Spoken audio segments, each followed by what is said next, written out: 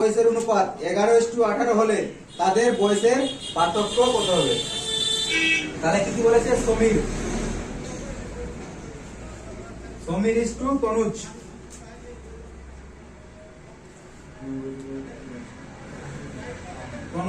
এই দুজন বলেছে বয়সের অনুপাত বলেছে 8:15, ঠিক আছে। আর 9 বছর পরে বলেছে 11:18, ঠিক আছে। তাহলে এগুলো অঙ্ক শর্টকাটে করার জন্য ট্রিক হিসেবে কি করতে হবে? প্রথমে 8 আর 15 এর মধ্যে বিয়োগ করতে হবে। বিয়োগফল কত হবে? 8 আর 15 এর মধ্যে বিয়োগ করলে 7, 11 8 এর মধ্যে বিয়োগ করলে কত হবে? 7। সাইডের বিয়োগ দেখবো কত হচ্ছে? 8 11 8 এর মধ্যে 3, এখানে 3। এই সাইডের যেটা বিয়োগফল থাকবে ওটা সমানই যত বছর বলেছে, 9 বছর বলেছে, তাহলে 3 এর মানই হলো 9। তাহলে 3 দুইকে 9, তাহলে 1 এর মান পেলাম 3, ঠিক আছে। এবার আমাদের কি বের করতে বলেছে? তাদের বয়সের পার্থক্য কত ছিল? বিয়োগফল 7, 7 দিয়ে 3 কে গুণ, 7 3 21, आंसर হয়ে গেল 21 বছর। এখানে সমীর আর তনুজের বর্তমান বয়সের অনুপাত দেওয়া আছে 8:15 দেওয়া, ঠিক আছে। এবার 9 বছর পরে বলেছে 11:18 হবে। এবার প্রথমে দেখবো এই দুটোর মধ্যে উপরের অনুপাত দেখবো। 8 আর 15 এর মধ্যে বিয়োগফল কত হচ্ছে? 7। 11 আর 18 এর মধ্যে বিয়োগফল 7 হচ্ছে।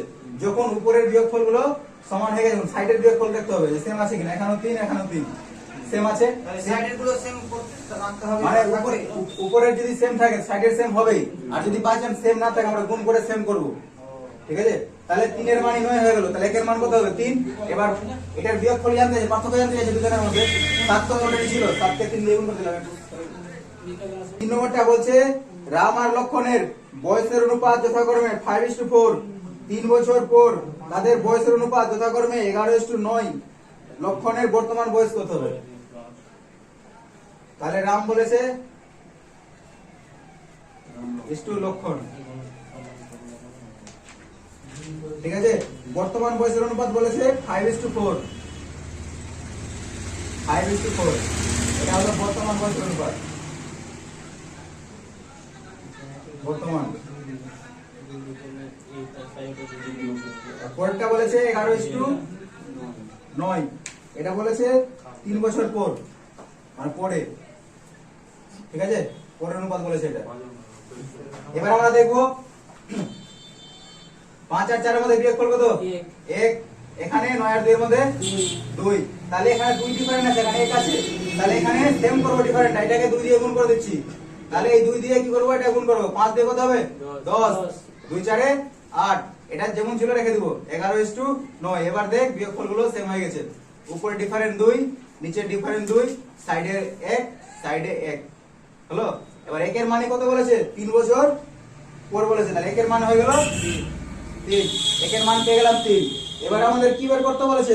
লক্ষণের বর্তমান বয়সের অনুপাত। লক্ষণের বয়স কত ছিল এখন? এই যেটা 8, তাহলে 8 কে 3 দিয়ে গুণ, 8 3 24, এটা হলো आंसर। স্যার বলেন তো একবার।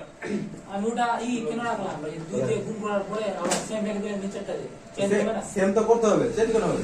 এখানে তো 2 ডিফারেন্ট আছে, এখানে 1 ডিফারেন্ট, এটাকে তো 2 করব, এটা গুণ কেন করব? আমার তো মেন উদ্দেশ্য হলো দুদিকে বিয়োগফলটা সেম করব। আমি এদিকে সাইডে খেলাটা হলো না। না, উপরে গুলো সেম করলে সাইড অটোমেটিক সেম হয়ে যাবে।